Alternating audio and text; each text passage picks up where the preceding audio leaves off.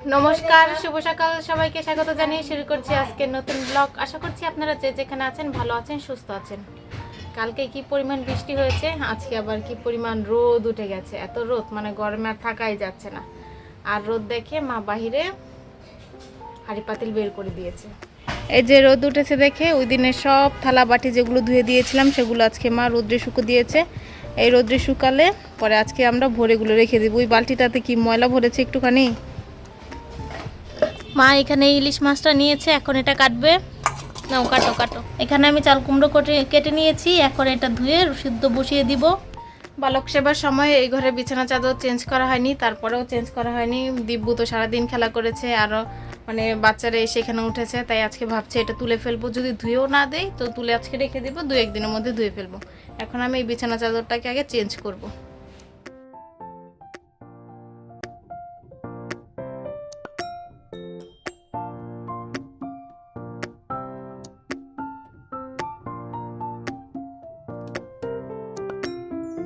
বিছানার চাদর উঠিয়ে দিয়ে আমি চলে এসেছি উঠানে। এখানে যে এই থালাবাটি শুকোতে দেওয়া হয়েছে সেগুলোকে ভালো করে মুছে গুছিয়ে রাখতে হবে। আর কতদিন বাইরে রাখবো, অনুষ্ঠান তো হয়েছে সেই প্রায় 1 সপ্তাহ হয়ে গেল। তো আজকে এগুলোকে আমি ভালো করে পরিষ্কার করব, করে তারপরে রেখে দিব। বাইরে কয়েকদিন রেখে দেওয়ার ফলে এগুলোতে একটু ধুলোবালি জমেছে, সেগুলোই মুছে মুছে ভালো করে ক্লিন করে রেখে দিতে হবে।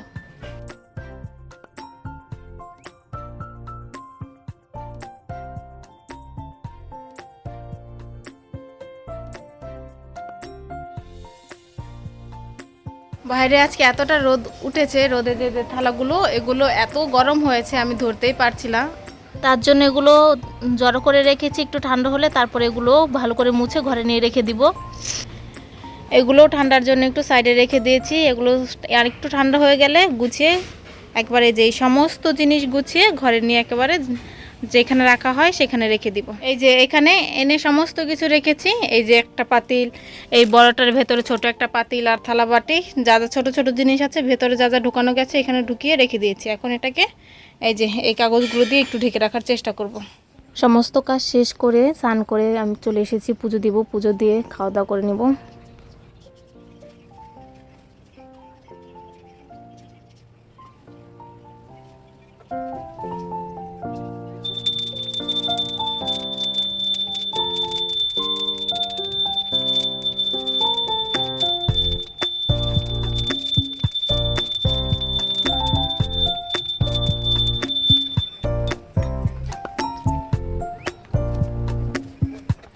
স্নান করে পুজো দিয়ে চলে এসেছি, এখন একটু খেয়ে নেব।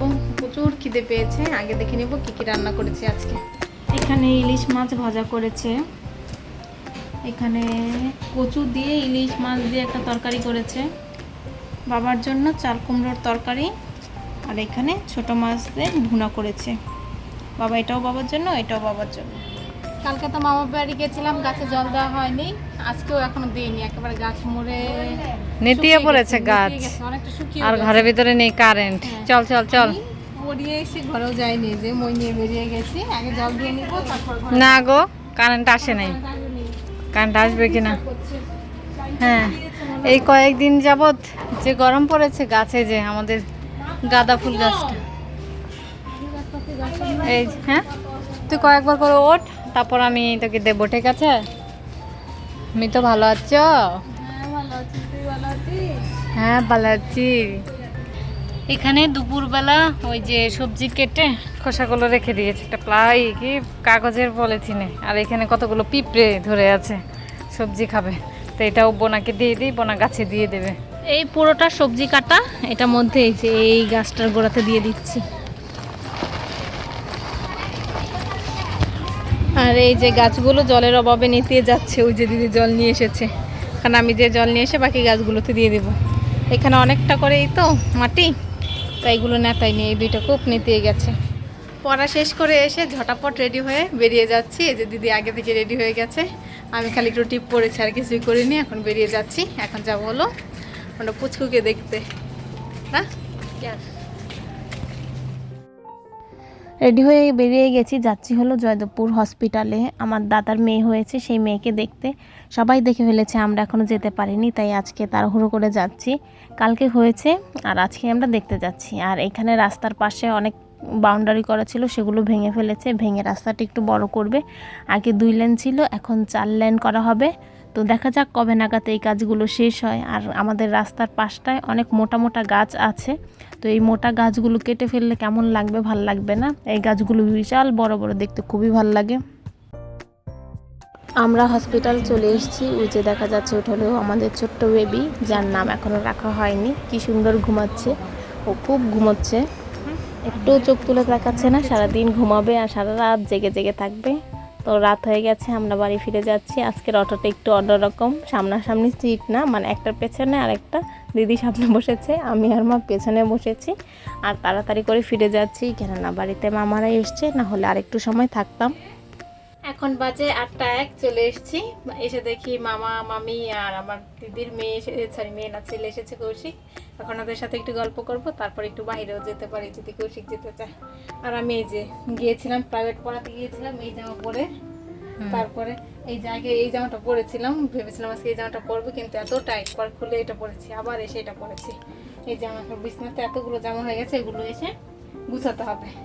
আর প্রচুর গরম লাগছে, দিদি ভাবছে স্নান করবে, আমি করব না।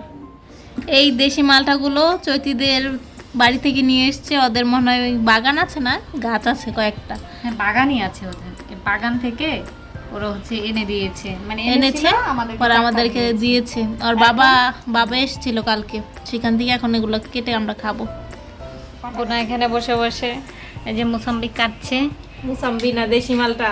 ও আচ্ছা, দেশি মালটা। এটা কলকাতায় মুসাম্বিই বলে, দেশি মালটা আর বলে না, বুঝলি তো? তো দেশি মালটা কেটে নিয়ে আয়। কেটে নিয়েছি, এক থালা হয়ে গেছে। এগুলো ফ্রেশ ফ্রেশ গাছের, ফরমালিন মুক্ত। এমনিতে দেশিগুলোতে ফরমালিন দেয় না, আমি যতটুকু জানি। তো এগুলো অনেক ভালো, লেবু জাতীয় জিনিস, ফল খাওয়া ভালো। এগুলোতে ভিটামিন সি থাকে, যেটা স্কিনের জন্য খুবই ভালো, কিন্তু আমি সবসময় খাই না। এখানে দিব্যুর মার একটা শাড়ি আছে, উনি এটা রেখে গেছে, ওই দিন নিয়ে এসেছিল, আমি তখন দেখিনি। এটা যে এখানে সাইডে সেলাইগুলো ছুটে যাচ্ছে, তো এই সেলাইটা মানে কেটে একটা সেলাই করার জন্য দিয়ে গেছে, যাতে ভাঁজ করে দিদি সেলাই করে দেয়, যাতে না ছুটে। শাড়িটা ভালোই, পরলে মানে মাথা থেকে পরলে অনেকটা ভালো সুন্দর লাগে। তো এটা দিদি কবে যে করবে কে জানে। আমি এখন এই যে এইখান থেকে এগুলো ব্যাগ সরাবো, এই পাহাড় থেকে জামা কাপড় গোছাবো, কালকে ধুয়ে দিব, কিন্তু আজকে গুছিয়ে রাখবো। যেগুলো যেগুলো ধোবো না সেগুলো রেখে দেবো, আর যেগুলো ধোবো সেগুলো আলাদা করে রাখবো। বোনা এখানে হচ্ছে বিছানা, এই বিছানাটাতে এমনিতে কোনো ইউজ হয় না, মানে আমাদের বাড়িতে মেহমান আসলে লাগে। এখানে হচ্ছে যে তোষকটা, তো মামারা যেহেতু এসেছে আজকে এই ঘরটাতে ঘুমানো হবে। কে ঘুমাবে জানি না, বাবা আর মা হয়তো ঘুমাবে। আর সেজন্য বোনা বিছানাটাকে পরিষ্কার করে হচ্ছে তোষকটা বিছিয়ে দেবে, তাই তো? এটাকে নিচে ফেলবো। এটা এই ব্যাগটা হচ্ছে বাবা এটা নিয়ে এদিক সেদিক যাওয়া আসা করে। এগুলো নিচে ফেলবো। হ্যাঁ, কোথায়? মামাদের বিছানাপত্র রেডি করে দিয়ে এসেছি, কিন্তু যে বিছানাটা আমি এখন গোছালাম সে বিছানায় মামারা থাকবে না, সেটায় থাকবে বাবা আর মা। আর মধ্যের যে রুমটা আছে, যেটা আমার মা থাকে, সেই রুমে থাকবে মামারা। ওইটা একটু বড় খাট, তো তাই 3 জন শুতে অসুবিধা হবে না। এই কৌশিককে বলেছিল আমার দাদার সাথে থাকতে, কিন্তু কৌশিক যাবে না, মানে দিদার সাথেই থাকবে। তার জন্য কৌশিক মানে ওই রুমে দেওয়া হয়েছে। আর আমরা তো আমাদের রুমে ঘুমিয়ে পড়বো এখন। তো আজকে হেভি গরম লাগছে, ইদানিং যে এত গরম লাগে। যখন আমরা ওই যে হসপিটালে গিয়েছিলাম তখনও কি পরিমাণ গরম লাগছিল। তো এখন অনেকটা সময় হয়ে গেছে, সবাই খাওয়া দাওয়া করে শুয়ে তাড়াতাড়ি ঘুমোতে হবে, কারণ কালকে আমরা এক জায়গায় যাব, এক জায়গায় যেতে পারি, তাই তাড়াতাড়ি করে যেতে পারি কি যাব, গাড়ি বলা হয়ে গেছে। তো ভিডিওটা আজকে আমি এখানেই শেষ করছি। যদি কিছু ভালো লাগে লাইক কমেন্ট শেয়ার করবেন। দেখা হচ্ছে পরবর্তী কোনো ভিডিওতে, ততক্ষণ পর্যন্ত ভালো থাকবেন, সুস্থ থাকবেন। Tata, good night.